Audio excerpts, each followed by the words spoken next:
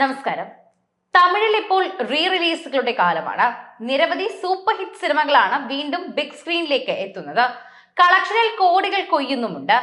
വിജയുടെ എക്കാലത്തെയും വലിയ വിജയ ചിത്രമായ ഗില്ലി 25 കോടിയോളമായിരുന്നു റീ റിലീസിൽ സ്വന്തമാക്കിയത്. ഇപ്പോഴിതാ മറ്റൊരു തമിഴ് സിനിമ കൂടി റീ റിലീസിനൊരുങ്ങുന്നു എന്ന റിപ്പോർട്ടുകളാണ് എല്ലാവരെയും വിസ്മയിപ്പിക്കുന്നത്. തമിഴ് സിനിമകൾ, അതും പ്രത്യേകിച്ച് പഴയകാല സിനിമകൾ, ഇപ്പോൾ കാണുന്ന നടന്മാരുടെ പണ്ട് യുവതലമുറയുടെ ഇടയിൽ നിന്ന സിനിമകൾ വരുന്നത് വളരെയധികം ആവേശകരമായ കാര്യമാണ്. ഇപ്പോൾ ആര്യ, സന്താനം എന്നിവരെ കേന്ദ്ര കഥാപാത്രമാക്കി എം രാജേഷ് സംവിധാനം ചെയ്തിരുന്ന ബോസങ്കര ഭാസ്കരനാണ് റീ റിലീസിന് ഒരുങ്ങുന്നത് എന്ന് പറയുന്നുണ്ട്. അതുപോലെ തന്നെ ഇപ്പോൾ മോഹൻലാലിന്റെ എമ്പുരാൻ ചിത്രത്തോടനുബന്ധിച്ച് ഇതിന്റെ ആദ്യ പതിപ്പായ ലൂസിഫറും ഇപ്പോൾ എല്ലാ ഭാഷയിലും ഇറങ്ങുന്നുണ്ട് എന്നും റീ റിലീസിന് സാധ്യതയുണ്ടെന്നും പറയുന്നു. മാർച്ച് 21-ന് ബോസങ്കര ഭാസ്കര തിയേറ്ററുകളിൽ എത്തും എന്നാണ് പറയുന്നത്. അന്നത്തെ കാലത്ത് തിയേറ്ററുകൾ വാരിക്കോരിയ ഒരു കോമഡി ഹിറ്റ് ചിത്രം തന്നെയായിരുന്നു ബോസങ്കര ഭാസ്കര.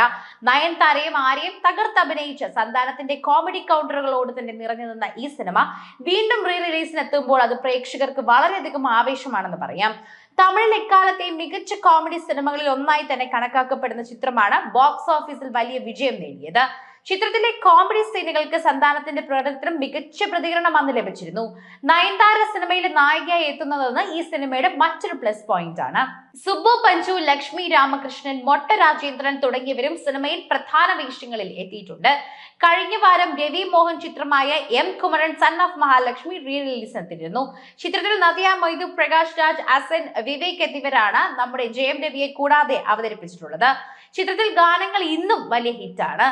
ഗജനി, ബില്ല, കത്തി, തുപ്പാക്കി തുടങ്ങി നിരവധി സൂപ്പർ താര സിനിമകൾ വീണ്ടും തിയേറ്ററുകളിലേക്ക് എത്തുന്നുണ്ട്. അത് വളരെയധികം ആവേശകരമായ കാര്യം തന്നെയാണ്. പല സിനിമകൾക്കും വലിയ വരവേൽപ്പാണ് നൽകുന്നത്.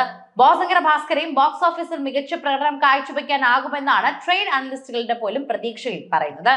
അതുപോലെ പ്രേക്ഷകരെല്ലാവരും കാത്തിരിക്കുന്ന സീക്വൽ സിനിമകളുടെ ഭാഗമായി തന്നെ ഇനിയിപ്പോൾ ലൂസിഫറും കൂടി ഇറങ്ങുമ്പോൾ റീ റിലീസ് വലിയൊരു ചർച്ചയായി മാറും. ഇന്ത്യൻ സിനിമയിൽ ഒരു സമീപകാല ട്രെൻഡ് തന്നെയാണ് റീ റിലീസ്. ആ ട്രെൻഡിനോടൊപ്പം നീങ്ങുകയാണ് മലയാളത്തിലെ ഏറ്റവും വലിയ ചിത്രമായ എമ്പുരാനും. എമ്പുരാൻ തിയേറ്ററുകളിലേക്ക് എത്തുന്നതിന് മുൻപ് തന്നെ ആദ്യ ഭാഗമായ ലൂസിഫർ ഒരിക്കൽ കൂടി തിയേറ്ററുകളിലേക്ക് എത്തുമെന്നാണ് പറയുന്നത്.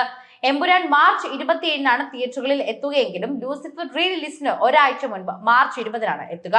ഈ തീയതി നേരത്തെ പ്രഖ്യാപിച്ചിട്ടുണ്ടായിരുന്നു. ഇപ്പോഴിതാ റീ റിലീസിനോടനുബന്ധിച്ച് തന്നെ ലൂസിഫറിന്റെ ട്രെയിലറും പുറത്തിറക്കിയിരിക്കുകയാണ്. അണിയറക്കാരുടെ കയ്യടി തന്നെ ഇപ്പോൾ നേടുകയാണ്.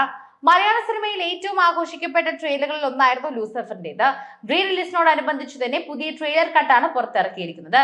2.01 മിനിറ്റാണ് പുറത്തിറക്കിയ ട്രെയിലറിന്റെ ദൈർഘ്യം. മലയാളത്തിലെ വലിയ സാമ്പത്തിക വിജയങ്ങളിൽ ഒന്നായാണ് ലൂസിഫർ. സംവിധായകൻ എന്ന നിലയിൽ ഈ അരങ്ങേറ്റ ചിത്രം കൊണ്ടുതന്ന പൃഥ്വിരാജ് മേൽവിലാസവും ഉണ്ടാക്കി. മലയാളത്തിൽ സമീപകാലത്ത് പല റീ റിലീസുകളും ഉണ്ടായിട്ടുണ്ടെങ്കിലും ഒരു സീക്വലിന് മുൻപ് ഇത്തരത്തിലൊരു റീ റിലീസ് സംഭവിക്കുന്നത് ആദ്യമായിട്ടാണ്.